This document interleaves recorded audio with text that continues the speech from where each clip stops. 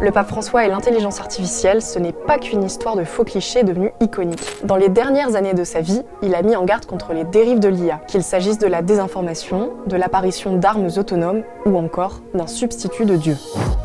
En janvier dernier, au forum de Davos, le pape François s'exprime sur l'intelligence artificielle et pointe sa responsabilité dans la diffusion de fake news. Lui-même a été victime de deepfake, sans réelles conséquences néfastes. Mais le pape François s'est aussi exprimé sur des risques plus importants liés à l'IA, comme le meurtre. Par exemple, dans le cadre d'un conflit armé, avec le développement d'armes létales 100% autonomes.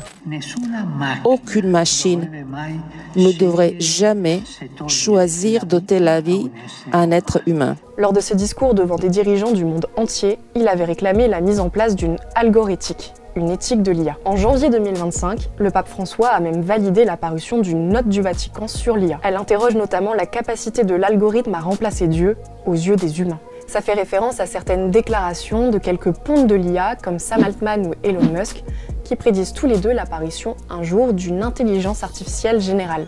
Ça veut dire une IA qui surpasserait l'homme dans ses capacités.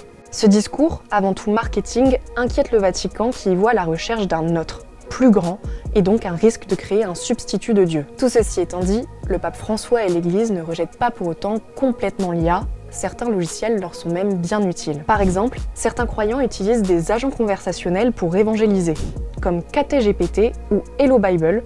Je vous explique tout ça dans mon article, disponible sur le site de Libération.